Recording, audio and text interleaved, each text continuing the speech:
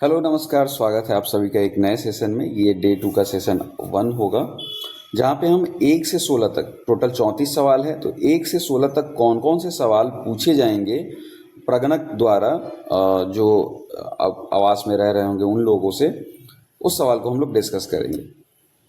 याद रखिएगा, बहुत बड़ा कार्य है। 32 लाख लगभग प्रगणक और पर्यवेक्षक हैं। मानक प्रक्रिया एक ही है, दोनों को सेम चीज़ों पे ही चर्चा करना है। ठीक है, इस सेशन में हम लोग जानेंगे कि एक्चुअली में अगर हम लोग जो सवाल कर रहे हैं उसका अगर श्रेणी बांट दिया जाए तो आवास की स्थिति कि फर्श कैसा है, दीवार कैसा है, छत की सामग्री कैसी है, उसके बारे में बात करेंगे। सुविधा जो उपलब्ध है उसके बारे में बात करेंगे। जो धारित संपत्तियां, वो कौन कौन सी संपत्ति रखता है उसके बारे में। और अन्य सवाल कि परिवार के उपभोग में कौन क्या है, अनाज क्या है, मोबाइल है कि नहीं, कार है कि नहीं, एक्सेट्रा एंड ऑल, इसके बारे में बात करेंगे। तो ये 4 कैटेगरीज है जिसके बारे में, जिसमें सारे सवाल जो हैं आपके डिवाइडेड हैं। ध्यान से देखिएगा, सारा सवाल इजीली आपको समझ में आ जाएगा कि इसमें क्या करना है। जैसे आप लॉगिन कर लीजिएगा, लॉगिन के बाद आपको एचएलबी दिख जाएगा। एचएलबी के बाद जब तीसरा चरण है, जब आप अपना नजरी नक्शा बना लिएगा, नजरी नक्शा का वीडियो आपको अवेलेबल है, आप जा करके वीडियो जो है प्लेलिस्ट में देख सकते हैं। सारा एक प्लेलिस्ट में वीडियो डाल दिया गया है।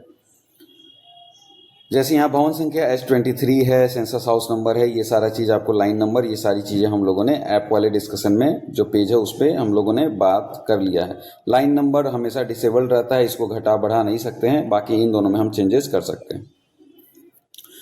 जब हम पहली बार नजरी नक्शा बनाएंगे तो उस समय हम लोग को मार्क करना है कि 15 नंबर हम लोगों ने 15, 16, 17 ऐसे भवन कर दिया है। और एक जहाँ तक होगा एक हम चेकलिस्ट भी बना लेंगे, जिसमें हम मार्क कर लें कि 15 हो गया, 16 हो गया, 17 हो गया। वैसे वो ऐप में सारा व्यू समरी में दिखेगा। अगर मान लीजिए आप ज़्यादा टैक्स सेवी नहीं है तो वहाँ पे आप करेंगे। अगर कहीं लोकल प्रशासन, लोकल नगर निगम है, उसने कोई नंबर दे दिया है तो वो नंबर हम डायरेक्ट एंट्री उतार लेंगे और उसका हम फॉर्म में एंट्री कर देंगे। अगर लोकल अथॉरिटी ने आधा अधूरा किया है तो आप शुरू से ही सारा उस ब्लॉक में नंबरिंग करेंगे। ठीक है, वही चीज़ यहाँ पे बात की गई है, तो उस पर हम लोग ज़्यादा ध्यान नहीं देंगे, इसको आपको याद रखना है। नए जनगणना मकान संख्या देना, ये सारी चीज़ें हम लोग बात कर चुके हैं कि जो मेरा पहला घर होगा उत्तर पश्चिम का, उसको 1 देंगे। और फिर सांप के स्टाइल में हम आगे बढ़ते हुए क्रम अनुसार 2, 3 ऐसे हम जो भवन संख्या है वो देते जाएंगे। जब नजरी नक्शा बन जाएगा उसके बाद हम लोग जनगणना मकान नंबर गिनना शुरू करेंगे, क्योंकि बाद में जब हम सवाल पूछने जाएंगे तब पता चलेगा कि इसमें 2 भाई हैं, 3 भाई हैं, 3 फ्लैट है, रेंटर हैं, एक्सेट्रा एंड ऑल। ठीक है, वही चीज़ अभी जो हम लोग ने पीछे बात किया है कि अगर लोकल प्रशासन है उसके द्वारा क्रमांक नहीं दिया गया है, आधा घरों में क्रमांक नहीं दिया गया, आधा में दिया गया है, तो वहाँ पे हम जो है शुरू से काउंटिंग करेंगे। याद रखिएगा, शुरू से, है ना, क्रम व अनुसार पूरे एचएलवी में काउंटिंग करेंगे। 1, 2 वैसे भवन नंबर हम देंगे। भवन नहीं है, खाली प्लॉट है, उस मामले में जैसे कि अगर मान लेते हैं, होता क्या है कि खाली प्लॉट को भी कोई नंबर दे देता है अगर लोकल अथॉरिटी, तो उस केस में हमको क्या करना है, उस खाली प्लॉट वाले को छोड़ देना है, उसकी हम काउंटिंग नहीं करेंगे। सिर्फ और सिर्फ हम लोग इमारत जो 4 छत, एक छत 4 दीवार और जो आपको दरवाज़ा दिखे उसी में ही आप काउंटिंग करेंगे, उसी की गिनती करना है। खाली प्लॉट, बिना छत के निर्माणाधीन इमारतें या कोई स्ट्रक्चर जहां निवास नहीं किया जा सकता, उसको भवन नहीं मानेंगे, उसकी काउंटिंग हम नहीं करेंगे। ठीक है, याद रखिए। अगर बहुत जगह होता है ना कि लोकल प्रशासन द्वारा खाली प्लॉट को भी नंबर दिया जाता है, लेकिन जनगणना भवन संख्या में सिर्फ भवनों को ही दिया जाएगा, जाने का प्रावधान है, यही नियम सेट किया गया। ठीक, प्रोटोकॉल क्या है, क्या ब्लॉक के समस्त भवनों को लोकल प्रशासन द्वारा व्यवस्थित रूप से भवन संख्या दी गई है? अगर हाँ दी गई है तो क्या करेंगे, भवन संख्या वहाँ का रिकॉर्ड करेंगे। अगर नहीं दी गई है तो नया जनगणना भवन संख्या आप देंगे। जनगणना का उद्देश्य क्या है, ब्लॉक में भवन संख्या देते समय एक ही नंबर सिस्टम को लागू करना है। ऐसा नहीं कि भाई 4 गो इसका वाला उठा लिए, 4 गो अपना वाला उठा लिए, ऐसा नहीं करना है। अगर उसने आधा अधूरा काम किया है उसके काम को आप नहीं मानेंगे, आप बेसिक शुरू से उठाएंगे। मान लीजिए उस नगर निगम ने नंबरिंग किया, 100 घर बाद में बन चुके हैं, 100 घर पे नंबरिंग नहीं है, तो आप शुरू से उस पर नंबरिंग करेंगे।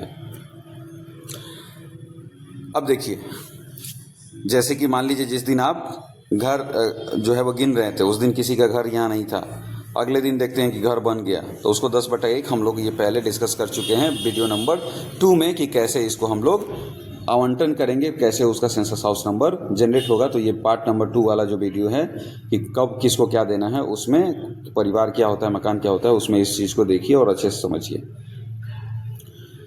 सेंसस हाउस नंबर वो 4 डिजिट का होगा, ऐसा नहीं कि वो 1 नंबर 2 नंबर 3 नंबर ऐसा कुछ दे रहे हैं, ऐसा कुछ नहीं होगा। ठीक है, सेंसस हाउस सी है, बी है, ए है, तो ये 4 डिजिट का अंक उसको मिलेगा। ठीक, आरंभिक बिंदु जो होगा क्रम में हम बढ़ेंगे, जैसे कि अगर पहला मेरा घर है तो उसके क्रम में ही हम अगला जाएंगे। ऐसा नहीं कि पहला घर यहाँ दे दिए और दूसरा घर हम 2 घर छोड़ के दे रहे हैं, ऐसा नहीं, क्रम में बढ़िएगा ताकि आपको नजरी नक्शा में भी वो भवन नंबर दिखाने में सही होगा। और ऐसा भी नहीं करना है कि भवन नंबर 1 में हमने सेंसस हाउस 1 जनरेट किया और भवन नंबर सीधे 3 में सेंसस हाउस 2 जनरेट कर दिए, ऐसा नहीं करना है। क्रम वाइज जो है, क्रम वाइज ही हम बढ़ेंगे, सीरियल वाइज ही आगे बढ़ेंगे। भवन के लिए क्या था, 4 दीवार, 1 छत और 1 दरवाजा। ठीक है, ये कुछ रूल्स हैं, आप चाहें तो पढ़ सकते हैं कि छत होना आवश्यक है, बिल्कुल है। खुले प्लॉट जमीन को नहीं गिनेंगे। लोकल प्रशासन द्वारा दिए गए भवन संख्या को प्राथमिक देनी है, अगर आधा अधूरा उन्होंने किया है तो हम शुरू से करेंगे।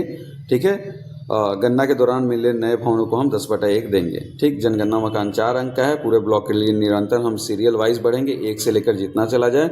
नए भवन को अनुक्रम रिसेट नहीं होता है ना, नए भवन भी आया तो 10/1 से जाएगा, इस चीज़ को समझिएगा। ठीक, जनगणना मकान संख्या सेंसस हाउस नंबर दर्ज करने के बाद नेक्स्ट बटन दबाना है। 2 विकल्प है, यस भी है, नो भी, जो भी चीज़ें हैं। अगर SEID है तो आप यस करेंगे, नहीं है तो नो करेंगे। स्वगणना किया होगा तो स्वगणना के बाद सीधे विकल्प, जैसे परिवार ने स्वगणना की है, हाँ, विकल्प चुना जाए। और फिर 7, प्रश्न 7 कि जनगणना का मकान 2 उप विकल्प होगा, एक रेसिडेंस के साथ रेसिडेंस यूज़ कर रहा है या फिर रेसिडेंस के साथ यूज़ कर रहा है, जो भी ऑप्शन होगा। तो प्रश्न 9 में 999 जनरेट हो जाएगा। अगर संस्थान होगा तो 999 जनरेट हो जाएगा। ठीक है, याद रखिएगा। अगर संस्थान नहीं होगा तो house hold number auto generate होगा 0001 0002। ये मान लीजिए 2 सेंसस हाउस है तो दो फॉर्म में अलग अलग जनरेट होगा। अगर एक सेंसस हाउस है और आपने एक ही फॉर्म खोला है, जैसे पहला लाइन नंबर 1 में आपने इंटर कर रहे बिल्डिंग नंबर 1 में सेंसस हाउस नंबर 1, तो वहाँ पे ये जनरेट होगा, ये ऑटोमेटिक जनरेट होगा। ठीक है, पहला सवाल आएगा कि फर्श का मुख्य सामग्री क्या है। अगर मान लीजिए आधे में इसने प्लास्टर कर रखा है, आधे में लकड़ी है, आधे नहीं, 50-50 नहीं, मान लीजिए 60% में प्लास्टर है, 60% में लकड़ी है, तो आप प्लास्टर वाला फर्श मानेंगे। मुख्य सामग्री वही होगी जो कि ज़्यादा एरिया में लगा होगा। ठीक है, तो फर्श का जो मुख्य सामग्री होगा 4 नंबर में डाल दीजिएगा। दीवार की मुख्य सामग्री 5 नंबर में डाल दीजिएगा। दीवार तो बाहर होता है, ऐसा नहीं हो कि वो कहे कि ये लकड़ी का है और आपको दिख रहा है ब्रिक का, तो आप ब्रिक डालिएगा। वहाँ नीचे दिया हुआ है कोड में से चुन लीजिएगा कि ये कौन से कोड में आएगा, उस कोड में से आप 5 नंबर सवाल में दे दीजिएगा। 5 का वहीं पे नीचे ऑप्शन में आपको कोड दिया रहेगा। सवाल नंबर 5 दीवार की मुख्य सामग्री, और उसके अलग अलग कोड में मिट्टी का है, घास का है, ब्रिक का है, वो सारा दिया रहेगा। दीवार की मुख्य सामग्री में ऐसा भी हो सकता है कि ईंटा जो है वो मोर्टार के साथ जुड़ा हुआ है, सीमेंट के साथ, ईंटा जो है सीमेंट के साथ नहीं जुड़ा हुआ है, तो जो ऑप्शन होगा उसको चुन लीजिएगा। दीवार की सामग्री का जो प्रकार है वो कौन सी, मान लीजिए कि अगर मान लीजिए 60-40 वाला जो हम लोग बात किया, अगर 60 वाला ज़्यादा यूज़ कर रहा है तो 60 वाला हम मानेंगे कि भाई कंक्रीट का दीवार है। अगर 40% लकड़ी है तो लकड़ी वाला हम नहीं मानेंगे। छत की मुख्य सामग्री सिमिलर उसी हिसाब से हम लोग बात करेंगे, जो ज़्यादा उपयोग हुआ होगा। अगर हाथ का होगा तो हाथ का टाइल्स, मशीन का टाइल्स होगा तो मशीन का टाइल्स, घरेलू खपरेल है तो घरेलू खपरेल, जो भी ऑप्शन में होगा 6 के कोड और आपको दिख रहा होगा कि इस चीज़ का छत बना है, उसको हम उपयोग करेंगे। यहाँ पे एक और सवाल आता है, कि सर मेरा छत कंक्रीट का बना हुआ है, ऊपर मैंने करकट डाल दिया है, अब हम कौन सा लेंगे? तो हमने बात किया ना, जिसका एरिया ज़्यादा होगा, यहाँ पे आपका छत का एरिया ज़्यादा है तो इसको ले लेंगे। एक और केस यहाँ बनता है कि मान लीजिए एक फ्लोर ये है, एक फ्लोर ये है, ऊपर वाला में एक भाई रहता है, भाई नंबर 2, और इसमें भाई नंबर 1 रहता है, तो 2 परिवार हो गए, 2 सेंसस हाउस होगा, 0001 0002। क्रम तो यही आएगा ना। मान लीजिए ये भवन नंबर 1 है तो इसमें सेंसस हाउस 1, सेंसस हाउस 2 आया। अब इसमें इन दोनों का मुखिया अलग हो जाएगा और छत का, फर्श का, सबका सामग्री अलग अलग हो जाएगा। मान लीजिए इसका सामग्री है क्या? इसका सामग्री है कंक्रीट, तो आप इसके फर्श रूप में कंक्रीट डालिएगा। इसका है लकड़ी, तो इसके जो छत है उसमें आप डालिएगा लकड़ी। ठीक, एक और केस हो सकता है कि सर ये बहुत बड़ा छत है, इसके ऊपर एक मेरा छत है और हम दोनों यूज़ करते हैं और इस वाले पे ये वाला जो एरिया है इस पे बहुत ज़्यादा मतलब बड़ा छत है, तो इस पे कंक्रीट यूज हुआ है तो हमारा छत हो जाएगा कंक्रीट का। तो इस हिसाब से थोड़ा सा आप दिमाग यूज़ कीजिएगा तो ईजिली इसको कर सकते हैं। तो आई होप आपको क्लियर हो गया होगा कि छत की मुख्य सामग्री हमको मैक्सिमम जो यूज है उस सामग्री के बेसिस पे करना है। जैसे कि अगर स्लेट बहुत ज़्यादा यूज हुआ है और पीछे मान लीजिए थोड़ा सा ढलाई कर लिया है तो स्लेट ज़्यादा यूज हुआ है तो हम इसी को मुख्य सामग्री मानेंगे। ठीक है, फिर वही चीज़ है यहाँ पे जो हम लोग पहले डिस्कस कर लिए कि मान लीजिए नीचे जो है लकड़ी का है, ऊपर जो है वो कंक्रीट का है, नीचे वाला भाई अलग है ऊपर वाला भाई अलग है, तो उसका छत अलग होगा, इसका छत अलग हो जाएगा। ठीक है, उसके बाद अगला सवाल आपका आएगा 7 नंबर। इसमें 3 चीज आपसे पूछे जाएंगे, आवासीय है, आवास का अनुपयोग है या गैर आवासीय है। गैर आवासीय होगा तो उसमें ऑप्शन दिया रहेगा कि दुकान है, हॉस्पिटल है, क्या है। ध्यान दीजिएगा, आवास सा अन्य उपयोग में ही संस्थान आएगा। कोड नंबर 2 है ये, कोड नंबर 1 है ये, और इसमें बहुत सारे कोड हैं अलग अलग, वो सारा उसमें दिया रहेगा। संस्थान जब आप चुनेंगे तो यहाँ पे चुनेंगे आवास सा अनुपयोग और नीचे इंस्टीट्यूट का एक ऑप्शन है और एक लॉक्ड का ऑप्शन है। जब हम लोग लाइव ऐप पे काम करेंगे, कल वो वीडियो आपको मिल जाएगी, तो वहाँ पे हम दिखाएंगे कि कैसे हम सवाल को चुन रहे हैं, फॉर्म भरकर हम लोग देखेंगे। ओके, तो आवास सा अनुपयोग संस्थान वाला आएगा। आवासीय जब आप चुनिएगा तो पूरा 34 के 34 आपको जवाब देना है। आवास सा अनुपयोग में नीचे एक फॉर्म भी खुलेगा, वहाँ पे आपको बताना है कि आवास के साथ आप क्या चला रहे हैं। दुकान, तो किस चीज़ का दुकान, मान लीजिए फॉर्चून का दुकान, मान लीजिए लेडीज़ कॉर्नर, जो भी होगा वहाँ लिख दीजिएगा। मान लीजिएगा आवास के साथ हॉस्पिटल, मान लीजिए आवास के साथ होटल, कि यही आवास है और इसी में नीचे होटल खोल रखे हैं, इसी में दुकान खोल रखे हैं, तो वो मिक्स यूज़ हो गया, वो उसका कोड 2 ही होगा और नीचे आपको लिखना होगा। मान लीजिए आपका आवास ही है लेकिन लॉक्ड है, तो नीचे हम लॉक्ड चुनेंगे और आगे बढ़ेंगे, वो सारा क्वेश्चन स्किप हो जाएगा। ठीक है, ये हो गया आपका गैर आवासीय।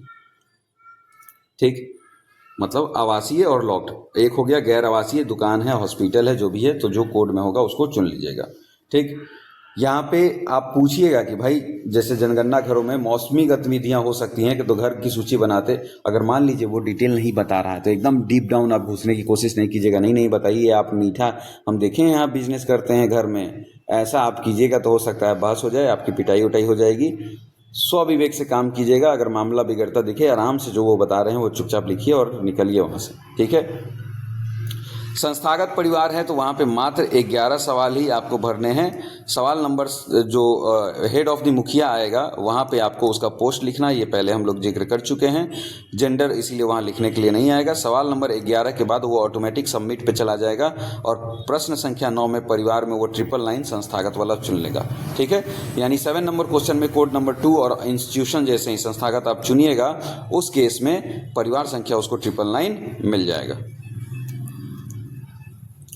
जनगणना भवन की स्थिति क्वेश्चन नंबर 8 है। जनगणना भवन की स्थिति का मतलब वो रहने योग्य, बहुत अच्छा है, एकदम अच्छा है, शानदार है, या फिर रहने योग्य है। एकदम नया मकान बनाए तो वो कोड क्या हो गया 1, या रहने योग्य है यानी कि मेंटेनेंस थोड़ा बहुत चाहिए लेकिन अच्छा से रह सकते हैं, या फिर एकदम हालत खराब है उसमें रहने में डर लग रहा है तो कोड 3।